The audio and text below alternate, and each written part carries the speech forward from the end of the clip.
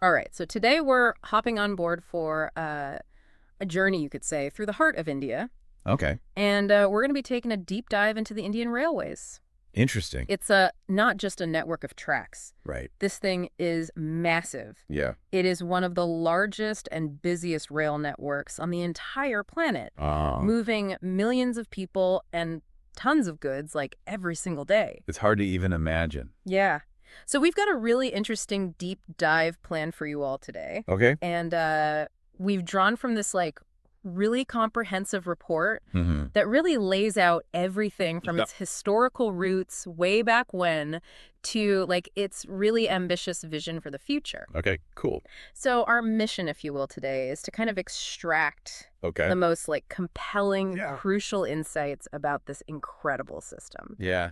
It's easy to think of a railway as just like infrastructure, Right. but with Indian Railways, it's so massive. It's Yeah. like this vital artery for the entire nation. And, faces so many logistical challenges Right. that most Okay. people wouldn't even think about. Oh, tweet And now. it drives so much economic activity. Yeah, and I think it's a good place to start. Okay.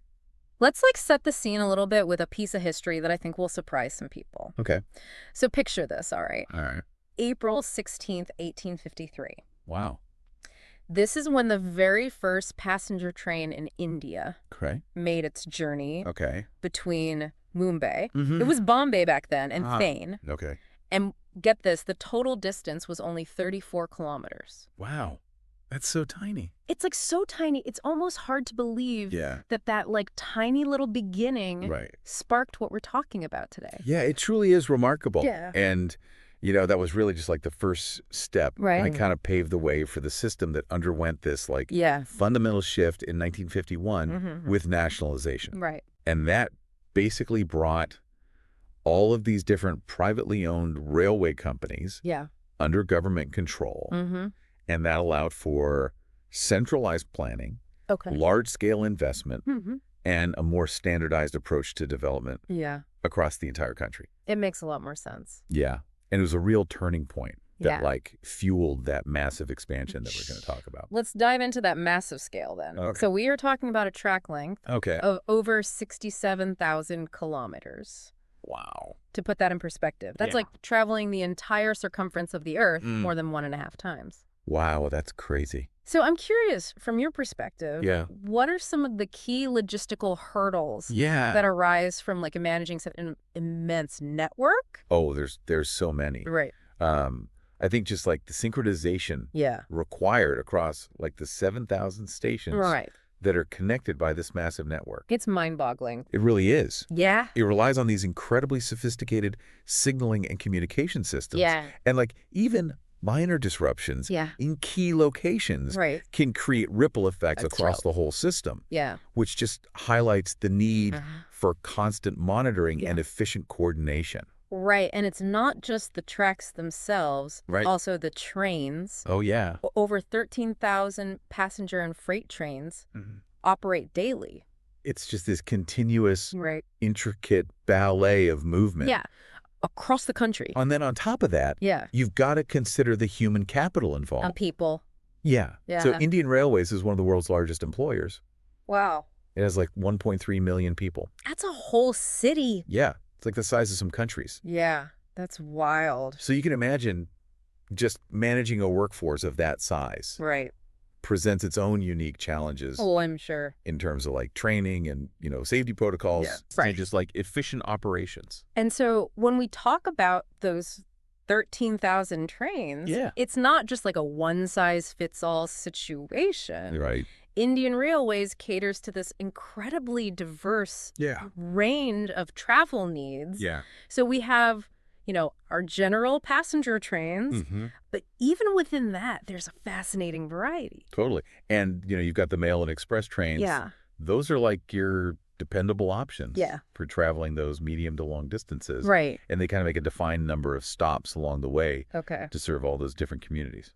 Makes sense. Yeah. Then kind of stepping up in speed, we have the super fast trains. Oh, yeah. Those are great. Yeah. Those are designed to get you there a little bit quicker Yeah. by making fewer stops Okay. along the way. So it's a little bit more of an express situation. Exactly. Okay. And then for those people who need to travel between those big metropolitan centers, Mm-hmm. you've got the Rajdhani Express trains. Those are like your high-speed, Right. really comfortable options. You're nice. They are Yeah. fully air-conditioned, Mhm. and they're usually like end-to-end connections Oh. between those significant cities. Makes sense. And then similar to that, we have the Shatabdi Express. Yeah. And that's also fully air conditioned. Yep. But it's generally like shorter routes. Yeah, those are more inner city, Right. often used for business travel and like day trips. Oh, okay. Interesting. Yeah, and this is where things get really interesting. Okay. This is where we see like the blend of progress and national capability Okay. with the Vande Bharat Express. Oh, yeah.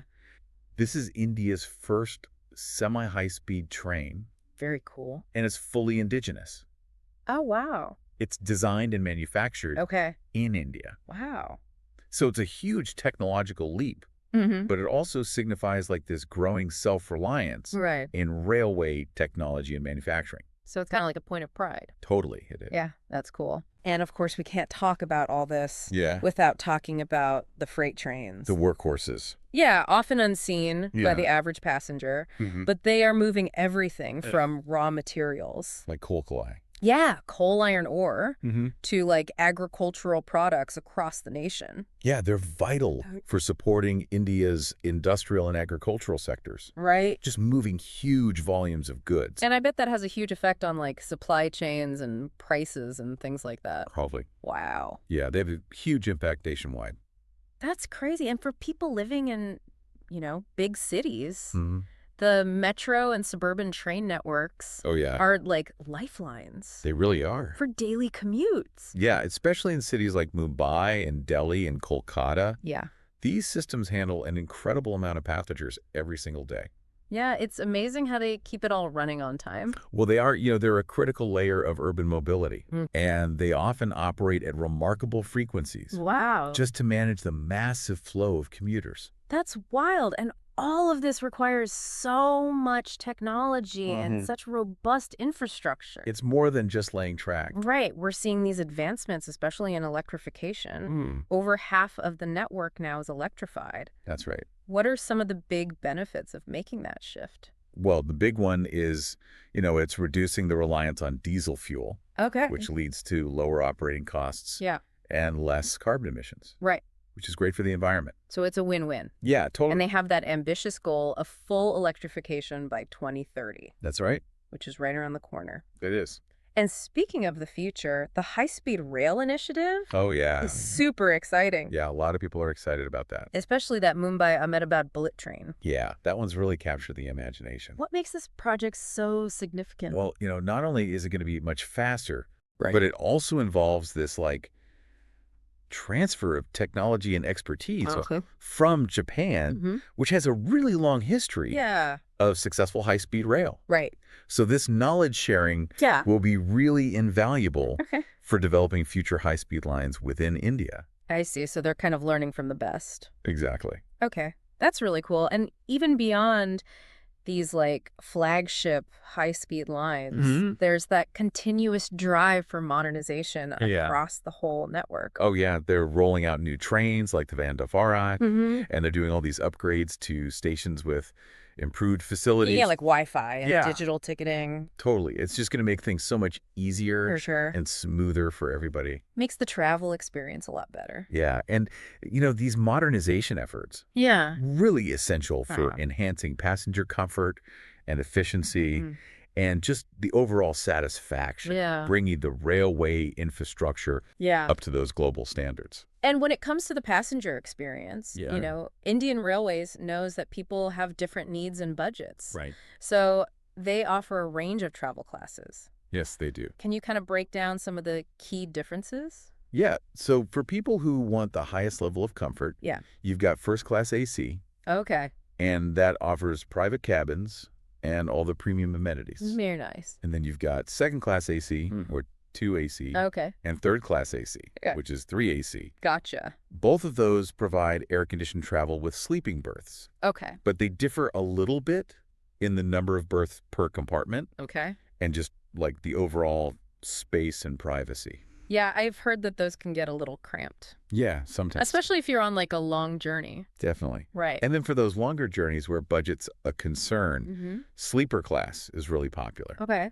It offers non-air-conditioned sleeping berths. Okay. So it's a good way to travel those long distances overnight. Yeah, makes sense. And then, of course, you've got general class Yeah. for people traveling shorter distances, Yeah. often on the tightest budgets. Yeah. It's very basic, Okay. non-air-conditioned seating, Gotcha. but it's a fundamental mode of transport for a lot of people. Right. And it's not just about the seat or the berth, right? No. The onboard services are evolving too. Oh, yeah. I mean, a lot of trains offer meals now, Mm-hmm. Wi-Fi connectivity, Yeah, on some routes, right? entertainment systems, Wow. and even, like, improved cleaning services. That's great. Yeah, these onboard amenities Yeah. are increasingly important for passenger Yeah. satisfaction, Yeah. especially on those longer journeys Right. or the more premium trains. For sure. For sure. And, it's not just what's happening on board.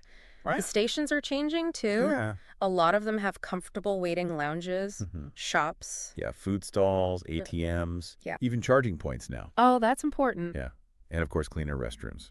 Yeah. These might seem like small things, They do. but I bet they make a big difference. Oh, they do. Yeah. They make a huge difference for millions of people. Yeah. And with a system this massive, Mhm. safety and security are so important. Oh, yeah. It seems like it would be a huge undertaking. Yeah. They're constantly working to upgrade their signaling systems Okay. with more advanced technology Yeah, to prevent collisions and ensure the traffic's flowing smoothly. that makes sense. And, they're constantly enhancing the safety Yeah. of tracks and coaches Right. through regular inspections and, Yeah. using modern equipment to do the maintenance. Okay. And what about like the security of the passengers?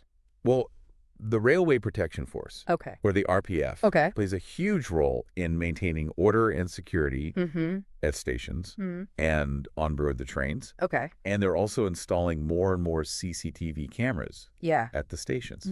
Which makes people feel safer. Yeah, that is, Yeah. it makes the environment safer for passengers and employees. That's great. And it seems like looking towards the future, Mm-hmm. sustainability is like a big part of the plan. Oh, yeah, they're making a lot of progress Okay. and becoming a greener mode of transport. That's good to hear. Yeah, and that push towards full electrification Mm-hmm. is a big part of that. Yeah. Reducing that reliance on diesel. Exactly. And they're also embracing renewable energy. Yeah, they've got big plans I don't- for solar and wind power to Interesting. power the stations Yeah. and maybe even trains in the future. Wow. So it's kind of like a holistic approach. It really is. Yeah. That's awesome. They're also really focused on energy efficiency, Okay. just finding better ways to reduce fuel consumption Hmm. across the board. Okay, so we've talked a lot about the practical side of things. Right. But let's talk about some of the journeys, Yeah. the routes that are more about the experience. Totally, those iconic routes. Yeah, those are so cool. Yeah, there are some journeys that are just so much more than just getting to your destination. Exactly. Like, take the Darjeeling Himalayan Railway. oh, yeah. It's often called the toy train. I love that. It's adorable. Yeah. It has UNESCO World Heritage status. Wow. And it's just this incredibly scenic journey through the hills of Darjeeling. It's beautiful. It really is. Yeah. And then you've got the Konkan Railway, Mhm. which goes along India's western coastline. Oh, yeah. It's beautiful. It's gorgeous. You see lush green landscapes in the Arabian Sea. That's the one I want to go on. It's a good one. Yeah. And you can't forget about the Himalayan Queen Oh, yeah. that connects the towns of Kalka and Shimla. Okay. And it's famous for its views as Ah. it climbs through the Shivalik mountain range. Wow. So it's like a really slow climb? Yeah, it is, but it's amazing. Oh, I bet. Yeah. And, we can't talk about all of this Yeah. without talking about IRCTC, the Indian Railways Catering and Tourism Corporation. That's right. They've really changed how we interact with the railways. Yeah, especially their online ticketing platform. Yeah, it's so easy to use. Yeah, their website and app are so convenient. Way better than it used to be. It is. Yeah. Makes planning and booking your journey so much easier. Totally. Yeah. But they do more than just ticketing, right? Oh, yeah. They're a big part of tourism, too. Yeah. Like the Maharaja's Express. Yeah, and the Palace on Wheels. Those are like bucket list things. Yeah, they're super luxurious. Wow. It's a whole different level of rail travel. That's amazing. Yeah. So as we look ahead, Yeah. what's next for Indian Railways? Well, high-speed rail Mhm. is definitely a priority. Okay. They're planning to connect even more major cities. Yeah. Which is just going to cut down travel times. Yeah. That makes a huge difference. Yeah, and they're also going to redevelop a lot of those stations. Well, right. Like New Delhi and Chhatrapati Shivaji Maharaj Terminus. Wow. That's a mouthful. It is. Yeah. And they're going to turn them into these world-class transportation centers. That's awesome. Yeah. And of course, they've got that goal of net zero carbon emissions That's right. by 2030, That's a big one. which is huge. It really is. Yeah, so it's clear that Indian Railways is more than just a way to get around. Oh, yeah. It's so deeply woven into the fabric of India. It really is. It impacts millions of people every single day. Absolutely. And when you think about it, Yeah. it's just incredible. It is. How much goes into keeping this thing running. Like the logistics of it all, Yeah. the daily movement of so many people, so many goods. Yeah. It's mind-boggling. It's a testament to, all of the incredible engineers Yeah. and the workers and the people who keep innovating. Yeah, it's a constant evolution. Yeah. So the next time you see a train in India, just think about it. Yeah, Think about the scale and the Ah. constant change. absolutely. It's a pretty amazing journey. Yeah, it is. All right. That's it for our deep dive today. Thanks for having me. Thanks for listening, everybody. Yeah. We'll see you next time. Bye.